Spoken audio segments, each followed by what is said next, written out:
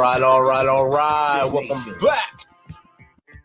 If you're a veteran and you're struggling or feel like you are leading a path towards the darkness, stop and think about those who are around you. Think about how they truly value you, how they will miss you. You are not alone. You need to talk to someone. Someone will listen to you. If you feel like you'll be a burden to someone, or you don't feel like you should put that weight on your inner circle, call the hotline at 988 and take option 1. Don't make a permanent solution to a temporary problem. If you're a new listener, thanks for joining us. Please subscribe to our show on your favorite podcast apps. And don't forget to subscribe to our YouTube channel at _MisFitNation. It's _MisFitNation. This will keep you up to date with our latest news, episodes, and of course, our great guests. Speaking of which, our guest right here, he would like to not only raise awareness about the foundation of a new world and its goals, but also to raise awareness and teach people about the core problem of our society that is overlooked, not understood, and thought to be unsolvable. This core problem is our financial system, and it's designed to push our society to produce products designed to fail so they can be built again, simultaneously causing us to destroy our own environment, reproducing what is planned to be garbage as soon as possible, and pushing the majority of humankind into something close to, if not, a form of indentured service. He would like the opportunity to shed new light on the subject and also a possible solution. So the MisFit Nation welcomes veteran, U.S. Army veteran, and founder of the Foundation of the New World, a nonprofit that aims to build a system that can solve both human exploitation and the destruction of our Earth simultaneously. So welcome, Christopher Ellingsworth. Welcome, Christopher. Thank you. Thank you for having me. It's great when I have veterans that can come on the shows. That's what this show is designed for veterans to have a voice, especially one like yourself who is CEO of a founder of a nonprofit or entrepreneurism to try to help others. You're not doing it for yourself. You're doing it to help the entire marble that we live on right now. And, I'd love for you to give us a little more about your background, a little more than what I just spewed on about there. If you want to tell us as far back as you want to go to how we got to where we are now, that'd be great. Okay. My background, as you said, I'm a veteran. How I got here, though, is long before that. It was a prayer when I was 18. It was a prayer that went farther than I would have expected it to. And by the time the prayer was done, I ended up with more than what I had asked for. I'd asked for a purpose in life, and I walked away from a prayer with 2. And it has to do with that purpose that I ended up being given. And just to keep it from going into too much depth, but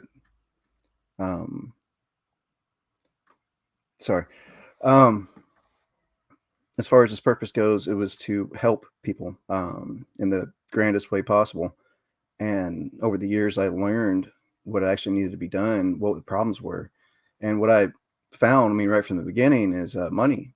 Money seems to be surrounding our problems. And the deeper you look into the subject, the more you find that until we address certain issues with our financial system, we're never going to get past certain problems. From human exploitation to all of us who work every day and really see no end in sight. There's never enough money. The bills are always too high. They're always increasing, while our pay either decreases or increases at a rate much slower than of course, the rise in everything else, to our environment and what's destroying it, and what our financial system is actually doing to encourage that destruction, as opposed to discouraging it and making us more sustainable. Our economy actually pushes us to become more unsustainable. Definitely. And as right now, I have a Mac on my desk right here that, because Apple doesn't let you update after so long, it's just basically a giant paperweight over here, and trying to find ways around it so I can keep it instead of just dumping it into some landfill somewhere, so it creates more of a problem down the road. I'm trying to bootleg it so it'll still work and operate off an external hard drive. So I'm doing my little part without throwing that thing away right now. Yeah, absolutely. I guess I could get right into it. There's as far as like what you just talked about, there's 2 main problems that really push that situation. Let's just say from a societal standpoint, you have job dependency and you have this GDP dependency. Now, with me, you, and about 99% of the planet being job dependent because we are easily exploited for the fruits of our labors, we're in a situation where, of course, it doesn't really behoove us to make products that last longer. Because if you made that same computer, let's just say, and it had a shelf life, or not shelf life, but a usable life of 10 to 20 years, well, that means that's that many less jobs for the microchips, for the manufacturing, for the selling and distribution. So you see right there, like job dependency is actually, it's doesn't really motivate us as a society from top to the bottom. You're talking about the people, the people who are doing it, they need the jobs. So if they know that these, manufacturers are doing things that are unethical in order to make you buy a computer every 2 or 3 years as opposed to every 10 or 20, they're more likely to keep quiet because, of course, they need and want their jobs. Then you have the company who, as we know, the companies definitely want to make their money. So, and of course, quite a few of them can be, just as job dependent as we are. But as far as those who want to just keep making money, of course, they're not motivated to make things last longer. And then, of course, from the very, very top, you have the government. And, they wouldn't want to make computers last longer. That meant that, they're going to have 5% unemployment rate, or, they're going to have to try to make that up somewhere. They're going to be more likely to just let it happen and turn a blind eye. And that's, that just goes over the job dependency aspect. When you get to the GDP dependency, you start to see that from the government's perspective, you have a much bigger problem in the same method or the same way. You have the problem of, the GDP system. If you're familiar with it, it basically states that you need to have 2% more growth. That's growth of your gross domestic product each and every year. So it doesn't matter how much you have to produce more. And with that simple fact, that you have to have 2% or more growth each year in order to be healthy. Anything less than 2%, you're considered a recession, which you probably hear that term thrown around quite a lot when they talk about the recessions and depressions. Recession is anything less than 2% more than the total GDP that you had for your nation in the previous year. A depression is if you produce more or less than you did the year before. So with that simple fact, if you were to produce that computer, all those computers, and they lasted twice as long, well, now a country's GDP is cut in half. If you were to produce houses that lasted longer, or any goods, that GDP is now cut for each and every country. If you were to produce a vehicle that required no fuel, no outside energy source like an electric vehicle, let's just say, the perfect vehicle with a what is the word, the endless engine. I'm trying to think of the word off the top of my head. No, I don't know. Probably reusable energy, solar or something. Yeah, let's just say you had a car that powered itself and didn't need an outside energy source. If you made that, you would be crushing GDP for many, many nations, as well as jobs. So you see like there's a problem with their financial system on two fronts. The GDP aspect of our financial system and the job dependency aspect. Because we're easily exploited and made poor, we're, of course, job dependent.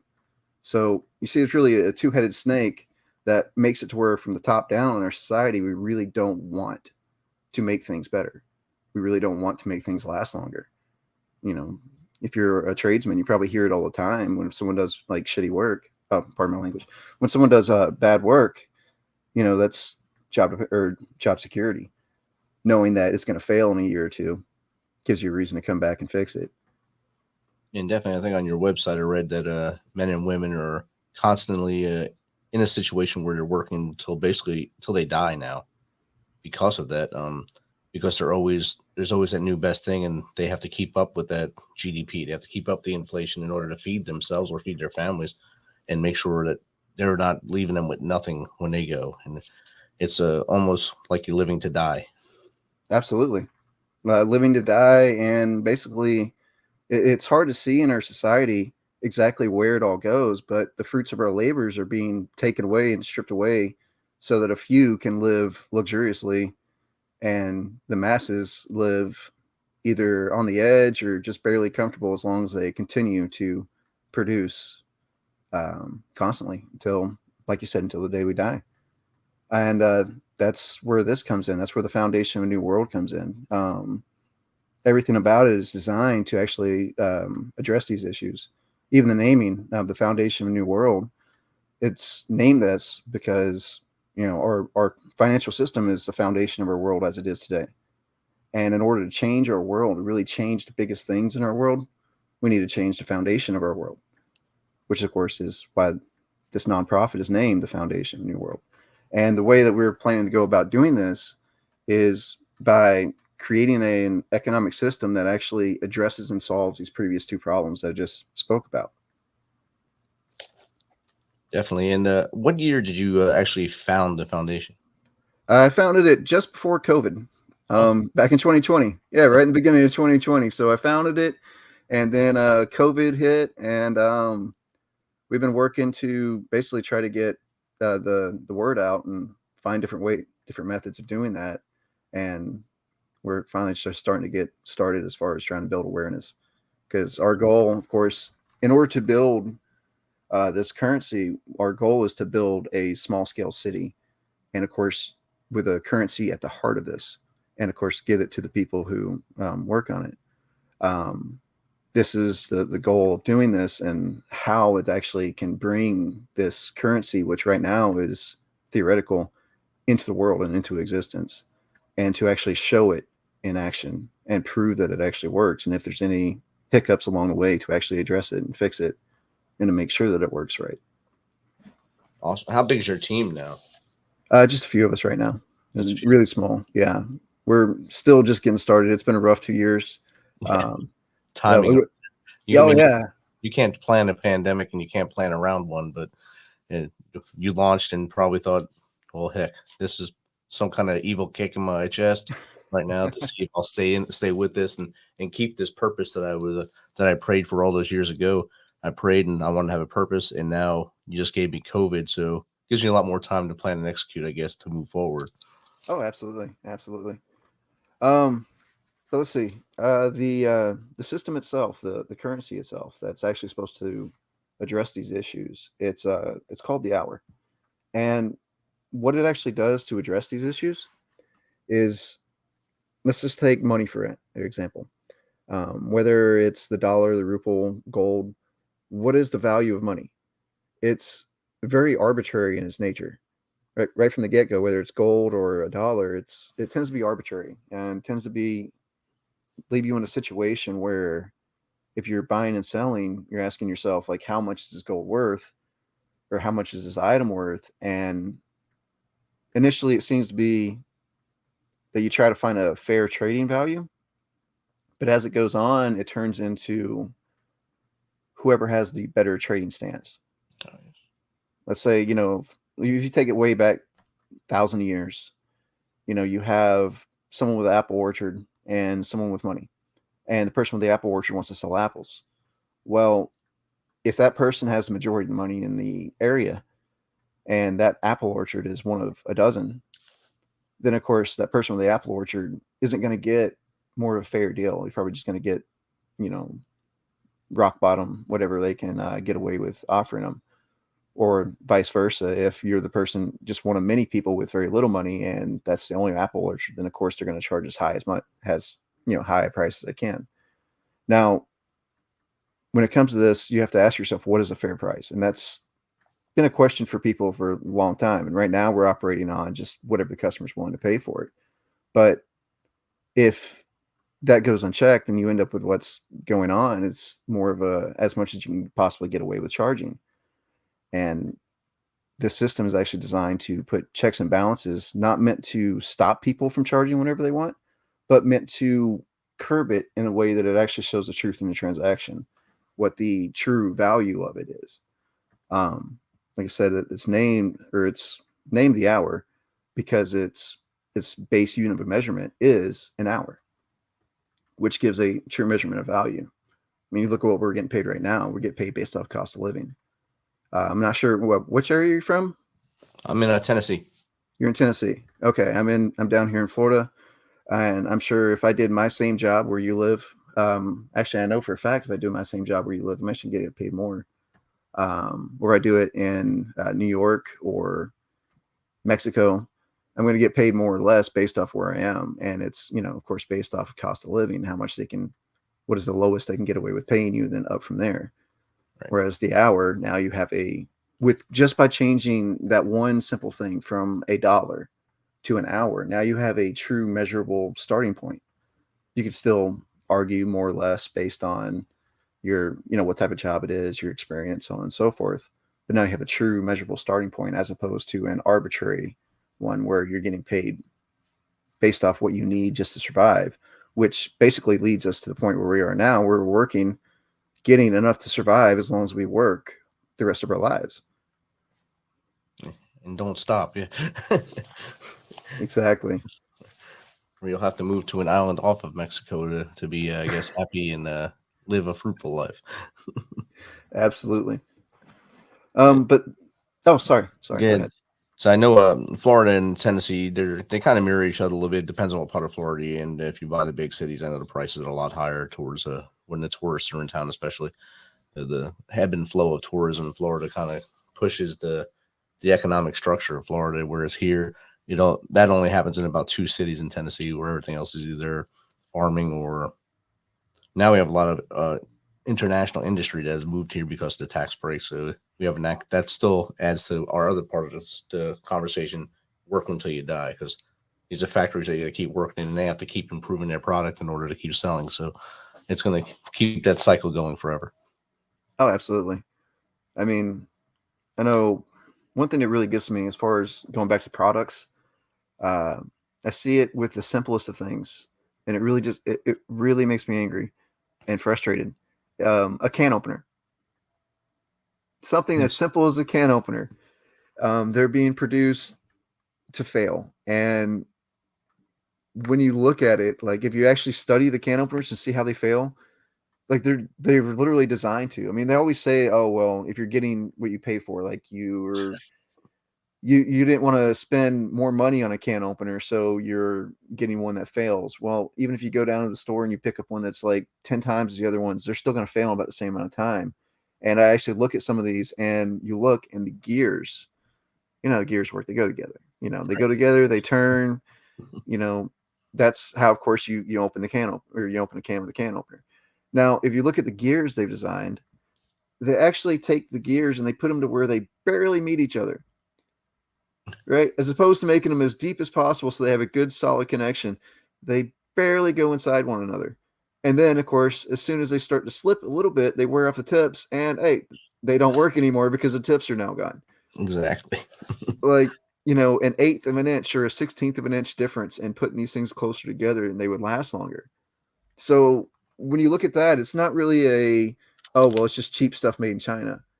Like they're using cheaper metals or anything like that. No, they've literally taken the time to design flaws into many of our products. And like I said, you can go, I mean, I go down the store and I'll pick up one that's like, $10, $15. It lasts as long as a 99-cent one because it eventually, the gears just start slipping or some other part comes off.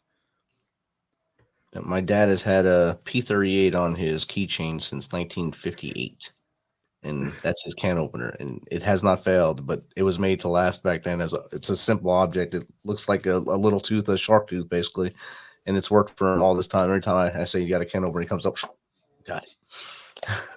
I actually went and I actually got one of those about a year or so ago. My son ended up losing it. I think he doesn't like using it because, they're small and you got to use them right, or you might I guess he like stabbed himself with it or poked himself with it.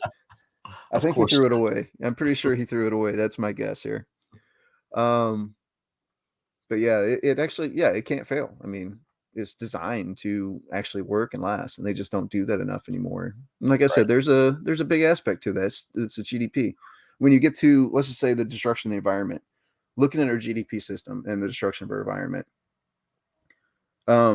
Another aspect of the GDP system is not only, do you need to produce more consistently every year, despite how much you have. The other aspect is how they weigh it. One example that I read was that a pair of shoes. If you made, and this gets back to a lot of people who want everything 100% American made and wonder why like all the parts are imported and so on and so forth. Well, it actually comes a lot to the GDP system itself.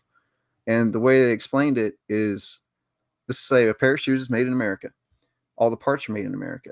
America gets GDP credit for the entire shoe. Right. And that's it.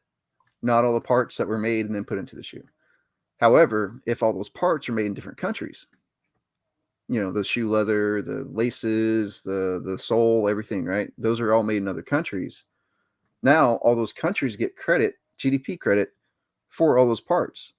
And then of course our country would get credit for selling the entire shoe that was manufactured and sold here. So you see, with the GDP game, it actually makes it more profitable, Right. to have things manufactured all over the world and then shipped back and forth to be assembled and sold, which, when it comes to the environment, is completely destructive. I mean, Right. these ships that are going back and forth, I looked it up, and I think the average they said was 33 or 66,000 gallons of fuel a day Wow. for one of these ships to go back and forth. That's just one. It's like 33,000 or 66,000. I'd have to look it up again. It's a It's a lot. lot. It's a lot. I mean, you're talking about what, like half a state's worth of fuel? I don't know. Like, It's a lot. Yeah. yeah, how much fuel is that for one trip back and forth? I mean, I don't even know how many days. Just the fact that it's like that many, like 33 or 66,000 gallons a day for one of these tankers to go back and forth. And if you look at it, and like, you have countries that literally export fruit from South America to like Thailand, where they'll send the fruit to Thailand, and in Thailand they'll take it, cut it up, put it in a package, and they'll ship it to America or wherever else is buying the fruit. Think about that for a second. Wouldn't it be, better for the environment if they had the packaging right near the place where that's making the actual fruit, so you don't have to ship it to the other side of the world and then ship it back? But A lot simpler. oh yeah, so there's big problems with the GDP system and the way it works. And that's what we're trying to address. We're trying to raise the awareness on it, address it, and hopefully get people to actually follow it and do something to help do something about it. Definitely. And do you think a lot of the, I guess, hesitation to change the methods of how we do things, especially with the GDP, comes from fear of changing a system that they've only known their whole lives, or the only thing that most of our leadership has ever known? Do you think it comes from that's fear of changing that to something they're unknown about? I think it is there's always a fear of change, especially for those who are winning. Yes. You know, Yes. those who are at the top rung will not want to change. Like let's just say there's racers in NASCAR or something. They're not going to want to. The people who are winning the races aren't going to want to be eager to change the vehicles or change anything because they're winning all the time. Even if there's something majorly wrong, they're less likely to want to do anything about it. And that, of course, goes with our financial system as well. Another problem is that people haven't really ever seen a solution to our financial system. Say money's the root of all evil. Oh well, it's money. You can't really do without it. Well, that's what I've actually designed, a money that does do something about it. And I guess I could get more into that. I kind of skipped on that part a little bit. You can expand upon a little more if you want. Okay. All right. So I went over the first issue it really deals with, and that's the measurement system. You go from a arbitrary dollar to a measurable hour.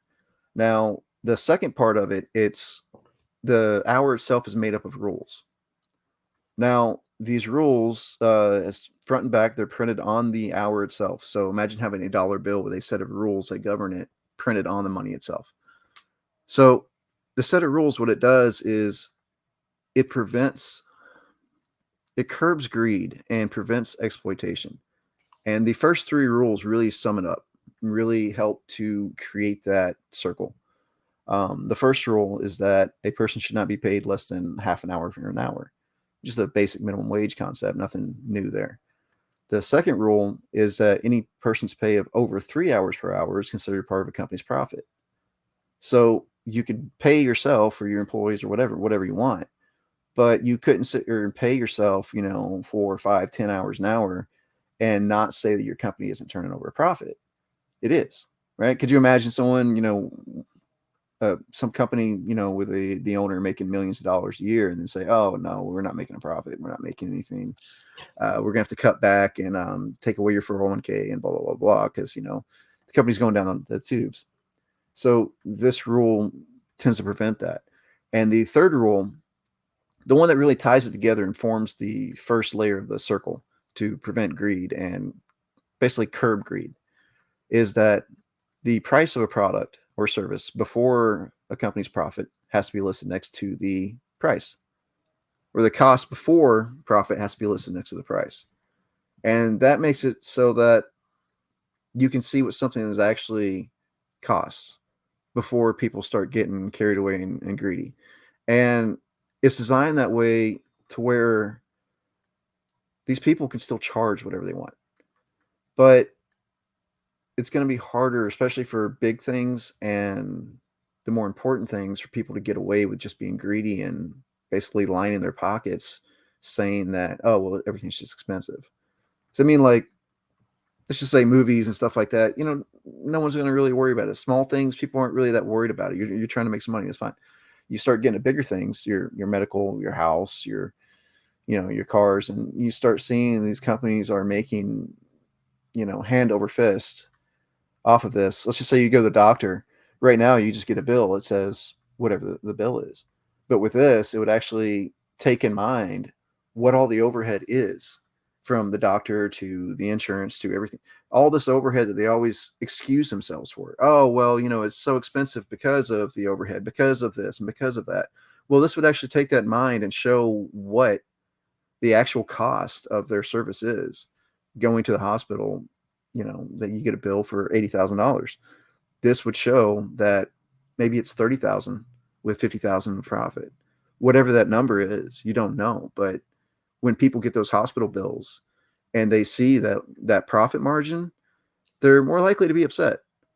And instead of people going to the government begging for, universal health care and government paid health care, they're more likely to go to the government and say, these guys don't need to be charging this much. You need to find something else so that there's some other way to get medical care without having to pay these extraordinary prices.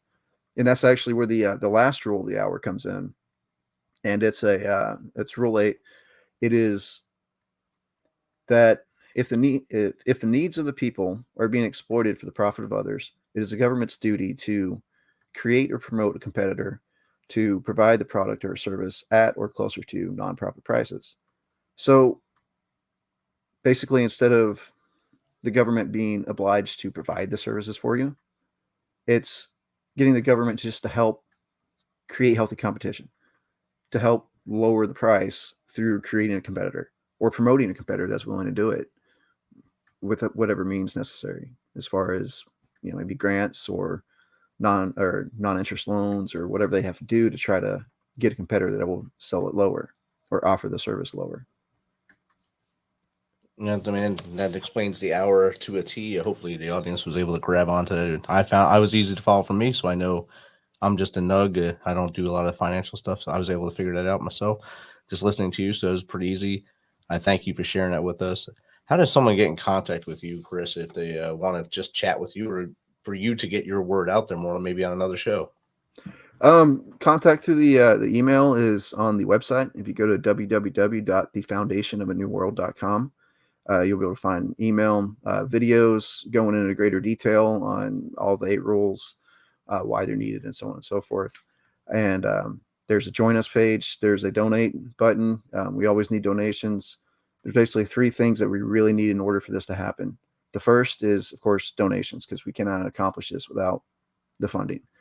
The second would be the outreach. If no one's ever heard of this, even if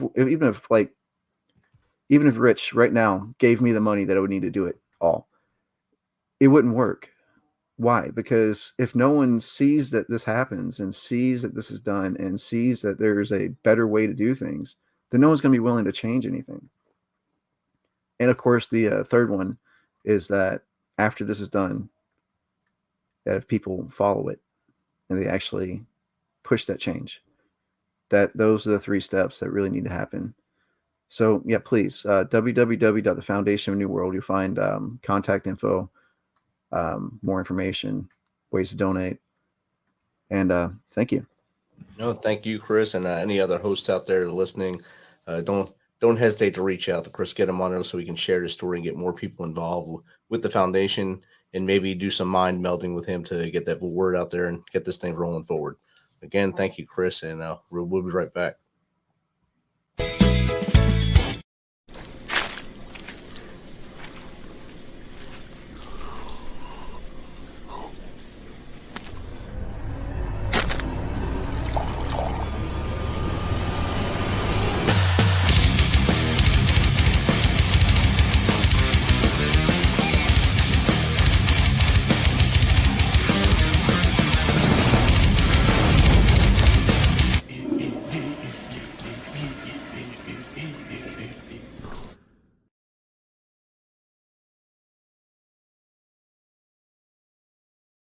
Thanks for checking us out and being a part of the Misfit Nation. Don't forget to visit our website at themisfitnation.com. It's themisfitnation.com to catch up on all of our episodes and also to get some of that great Misfit Nation gear. As always, be humble, stay hungry, and keep hustling because we are